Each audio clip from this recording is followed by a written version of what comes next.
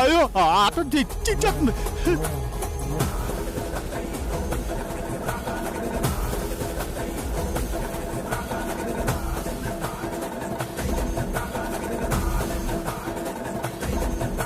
అమ్మా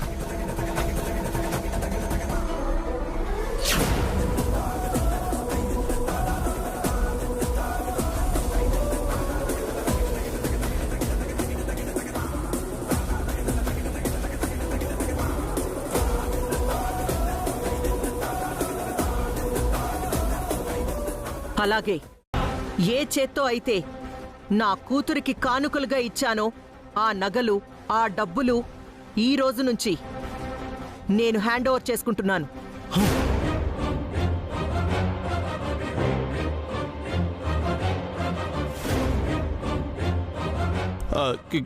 కాదమత్త, కూతురికిచ్చిన నగలో డబ్బులు తిరిగి తీసుకోవటం పాపం అత్త. ఛ! పాపం అంటే నేనిచ్చిన డబ్బు నగలు నేను తీసుకోవడం కాదురా, అవన్నీ నువ్వు తీసుకోవడం.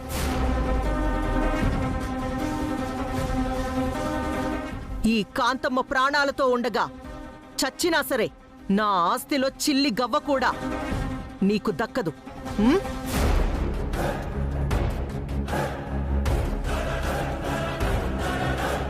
అత్త, మా అన్నయ్య మీద కోపంతో ఇచ్చిన ఆస్తినంతా వెనక్కి తీసుకున్నావు. రేపొద్దున నా అల్లుడు బిగ్గారవుతాడత్తా, నా మాటినత్తా. సారీ చిట్టి, మీ అన్న నిజస్వరూపమేంటో తెలిసాక, మీ అన్న రెండో పెళ్ళాం కూడా వాడితోనే బతుకుతుందని తెలిసాక, నేనే కాదు ఏ కన్న తల్లి తన కూతురికి ఆస్తిని కట్టబెట్టదు.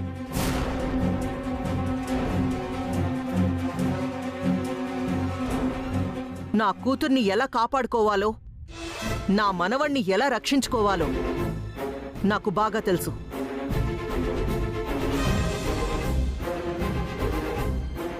రవి, ఇవన్నీ తీసుకెళ్లి లోపల పెట్టేనన్నా.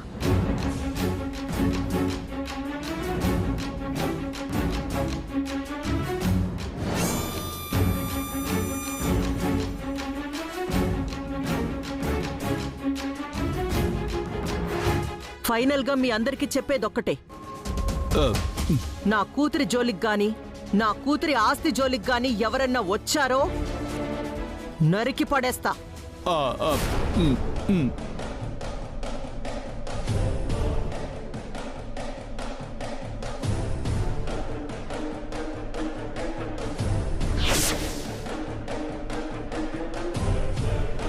రే అన్నయ్య, ఇదంతా నీ వల్లేరా?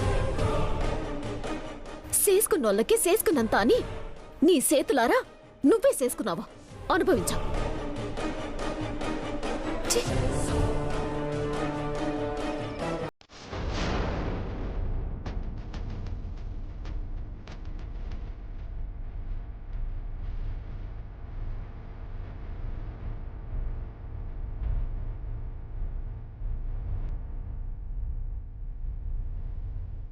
చిచ్చే, యదవసంత నోటి దాకా వచ్చిన కూడు నేల పాలైపోయింది.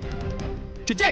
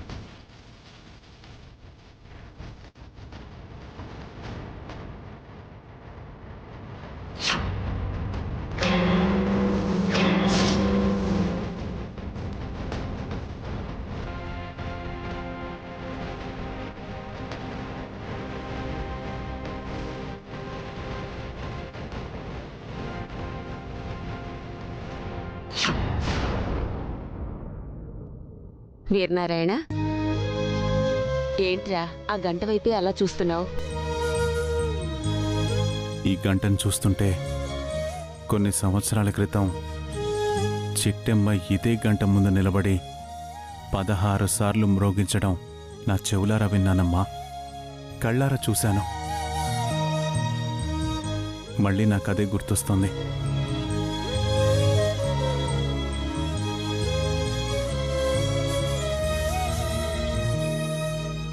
అసలు ఆ రోజే తనని అనుమానించాల్సింది. ఆ రోజే నా అన్న కూతుర్ని గుర్తుపట్టాల్సింది. ఛ! ఆ రోజు మిస్ చేసినందుకే పరిస్థితి ఇంత దూరం వచ్చిందమ్మా. బాధపడకరా, ఈ రోజు ఎలాగైనా సరే చిట్టమ్మతో గంట కొట్టిద్దాం. తనే మన వారసురాలని తనతోనే చెప్పిద్దాంరా. అవునమ్మా, అందుకే బెజవాడ బుజ్జమ్మ గారిని కూడా రమ్మన్నాను. ఆవిడెందుకు పిలుస్తున్నావురా? చిట్టెమ్మని తన మాటలతో చేష్టలతో మాయ చేసి మోసం చేసి తన నోటితో తానే జమీందారీ వారసురాలని చెప్పించడానికే ఆవిడ్ని పిలిపిస్తున్నానమ్మా. కరెక్టేరా, బుజ్జమ్మ అయితేనే మన చిట్టమ్మకి సమవుజ్జిగా ఉంటుంది. ఉమ్.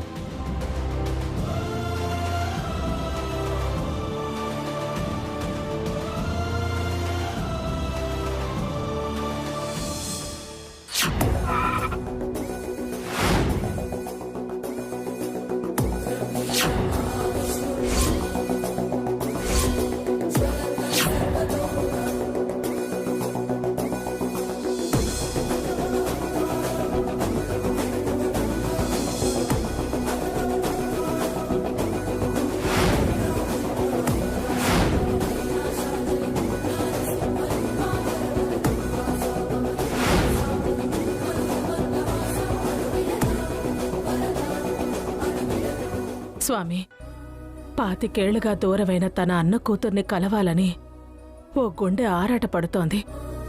తన కొడుకు బిడ్డని 25 చూడలేని ఓ నానమ్మ తన మనవరాలి కోసం 1000 కళ్లతో ఎదురు చూస్తోంది. వాళ్ళిద్దరి కోరిక నా ద్వారా నెరవేరాలని ఆశీర్వదించు స్వామి.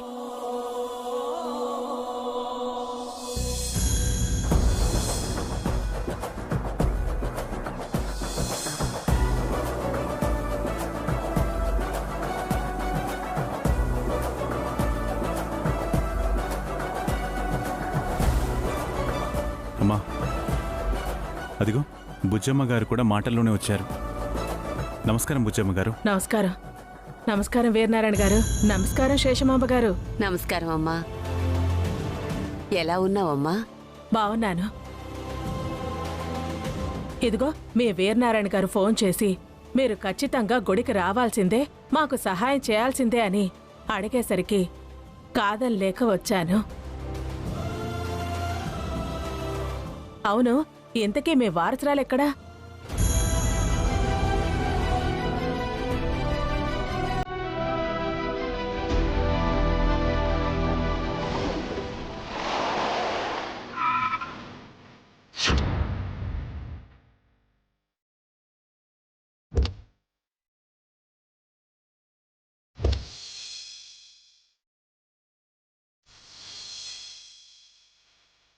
బా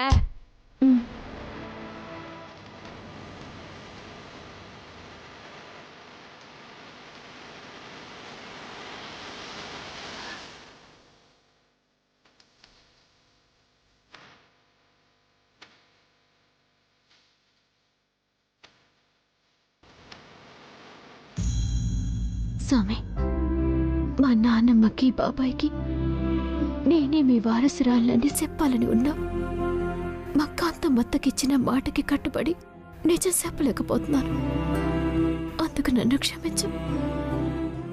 నా స్వార్థం కోసం నా అల్లుడి మీద ఒట్టిని నేను వెనక్కి తీసుకోలేను. నన్ను క్షమించు. నన్ను అర్థం చేసుకుంటామనుకుంటున్నాను. ఏంటి చిట్టి,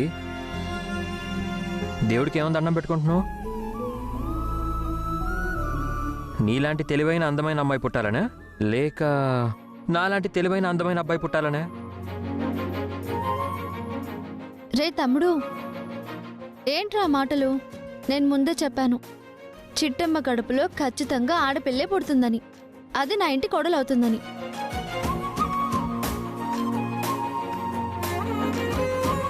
అబ్బబ్బబ్బా, ముందెవరు పుడతారో పుట్టనివ్వే, ఆ తర్వాత చేద్దు గాని పుట్టే పిల్లలకి పెళ్లి. ముందు వెళ్దాం, పదండి పదండి. పదండి.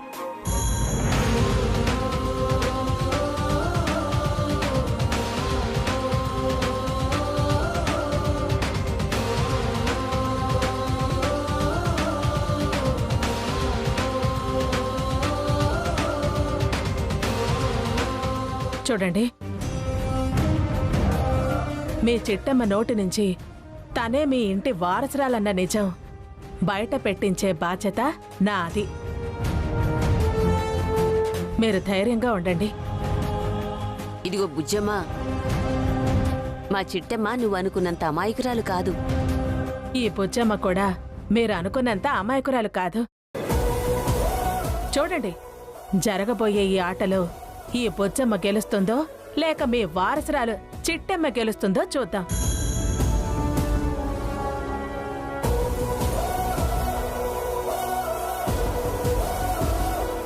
అదిగో వచ్చేసింది చూడు బుజ్జమ్మ.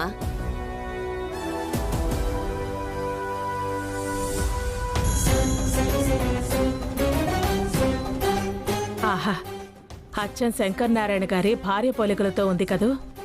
అవును బుజ్జమ్మ, చిట్టెమ్మది అచ్చం మా వదిన పోలికే. ఆ, నానమ్మా,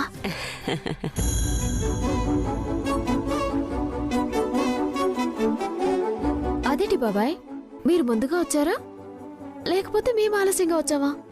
అదేం లేదమ్మా, మేము పిలవగానే కాదనకుండా వచ్చారు, అంతే చాలు.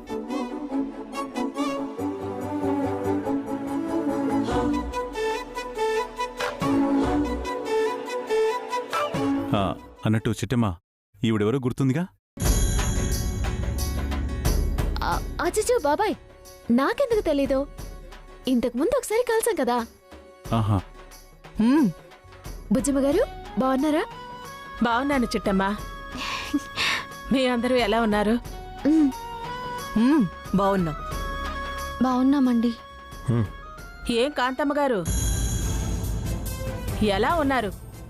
ఏంటి, నీ పేరు వింటే ఈ కాకినాడ ఇప్పటికీ ఎప్పటికీ గడగళ్ళాడిపోతుందంటగా? ఆ?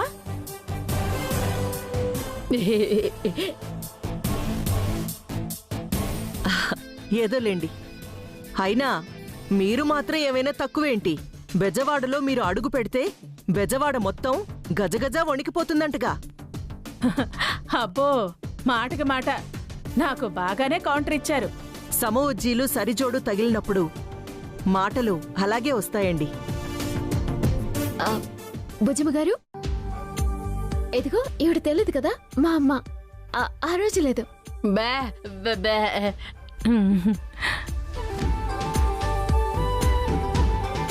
నీలాంబరి, ఆ బాబు నీ కొడుకా? అవునండి. ముద్దుగా బొద్దుగా చాలా చక్కగా ఉన్నాడు.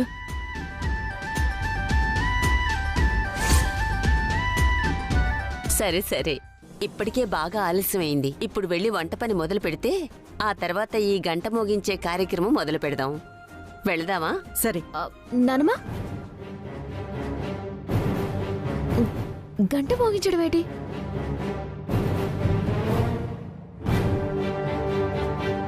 అన్నట్టు నీకు చెప్పలేదు కదమ్మా, మన వంశాచారం ప్రకారం సారీ మా వంశాచారం ప్రకారం గుళ్ళో అన్నదానం జరిపించేటప్పుడు ఇలా దేవుడు ముందున్న గంట 16 సార్లు మ్రోగించాలి.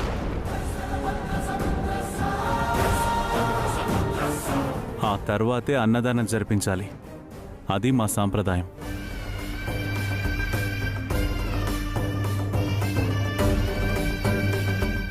అందుకనే త్వరగా ఆ వంట కార్యక్రమం పూర్తి చేస్తే 16 సార్లు గంట మోగించి ఆ తర్వాత అందరం కలిసి అన్నదానం జరిపిద్దాం. అలాగే బాబాయ్, ఖచ్చితంగా. వదినా, పద ఎలా పనులు చూద్దాం. అలాగే చిట్టమ్మా. బే బే బే. నేను కూడా వస్తాను పదండి. అలాగే. రా చిట్టి.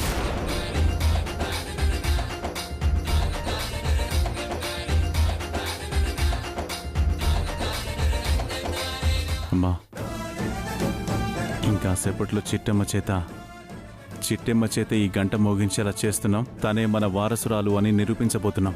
చిట్టమ్మతో అంటే కష్టంరా. పాపం తన అసలే గర్భవతి, పైగా నెలలు నిండాయి. ఈ సమయంలో ఏం పర్వాలేదమ్మా, తనక్కడ నిలబడి తన చేత్తో ఈ తాడు పట్టుకుంటే చాలు. చిట్టెమ్మ జమీందారీ వారసురాలు అని ఒప్పుకున్నట్టే. చిట్టెమ్మకి ఎలాంటి ఇబ్బంది లేకుండా నేను చూసుకుంటానమ్మా. సరేరా, ఆ దైవ సంకల్పం ఎలా ఉంటే అలా జరుగుతుంది. పద.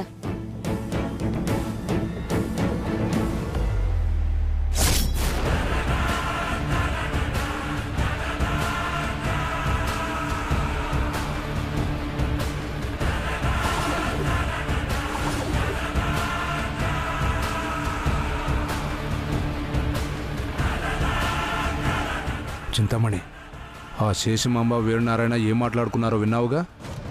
విన్నాను నాన్న. ఇంకాసేపట్లో చిట్టెమ్మతో వంట చేయించి ఆ గంట కొట్టించి తనే జమీందారింటి వారసురాలన్న నిజాన్ని బయట పెట్టబోతున్నారంట. అది మనం ఉండగా నెరవేరిద్దంటావా?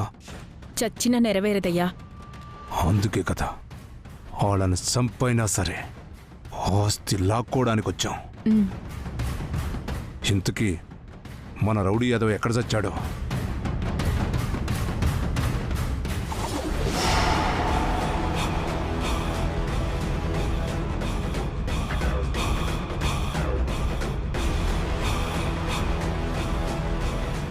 అదిగో వస్తున్నారు.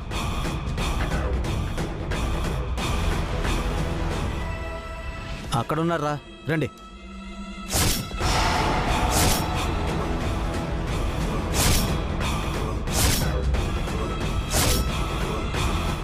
నమస్కారం పోతురాజు గారు. నమస్కారం. ఎంతకే మేము వేడి చేయాలండి? సమయం వచ్చినప్పుడు చెప్తాను. అప్పుడొచ్చి అక్కడ నీలాంబరి అనే ఒక అమ్మాయి ఉంది కదా, ఆవిడ చేతిలో ఉన్న అబ్బాయిని ఎత్తుకెళ్ళాలి. అబ్బాయిని అమ్మాయిని ఇద్దరిని ఎత్తుకెళ్ళిపోతే మీకు ఏమైనా ప్రాబ్లం అంటారా? పిల్లాడి తల్లి నీకెందుకురా? పిల్లాడుంటే చాలు. అలాగే సార్, మీరు కబురంపేదాకా ఈ గుడి చుట్టూనే తిరుగుతూ ఉంటాం. మీరు కబురంపగానే కాకిలాగా వాలిపోతాం. ఆ తర్వాత కిడ్నాపింగ్ చేసి ఆ పిల్లాన్ని మీకు అప్పగిస్తాం. Very good. కిడ్నాపింగ్ కంటే ముందుగా మీరు ఒక ఎదవ పని కూడా చేయాలరా. చెప్పండి సార్, ఏడు చేయాలి? అది గది ఓ పాలాడు చూడండి. చూసామండి, పెద్ద గంట ఉంది కదా. మీరెళ్ళి ఏడు చేస్తారో ఎలాగ చేస్తారో నాకు తెలియదు, కానీ ఆ గంటకున్న తాడు కోసేయాలి. ఎవరన్నా వెళ్ళి ఆ గంట లాగగానే ఆ తాడు తెగి ఆ గంట వాళ్ళ మీద పడాలి. ఆ గంట కింద వాళ్ళు నలిగి కుక్క చావు చావాలి. అర్థమైందా? అలాగేనండి. ఇప్పుడే వెళ్ళి దానికున్న తాడు మొత్తం కోసేస్తానండి. ఒరే ఒరే ఒరే ఒరే ఒరే, మొత్తం కోసేస్తారేంట్రా? మరి ఒరేయ్, 3 వంతులు కొయ్యండ్రా. ఇక మిగిలింది ఒకే ఒక్క వంతు. ఇలా తాడు లాగ్గానే అలా తెగి కింద పడిపోతుంది. అర్థమైపోయింది కదా? పూర్తిగా అర్థమైపోయిందండి. వెళ్ళి 3 వంతులు కోసేస్తాం, మిగతా పావుభాగం వదిలేస్తాం. మీరు చెప్పినట్టే చేస్తాం. సరేనండి? సరే సరే, వెళ్ళండి వెళ్ళండి. రండిరా, రండి.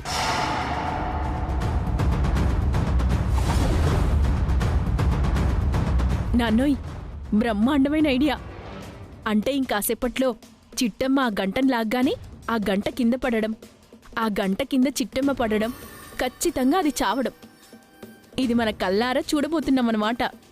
మరి ఆ కాంతమ్మ నన్ను కుక్కను కొట్టినట్టు కొట్టి చెయ్యి విరగొడుతుందా?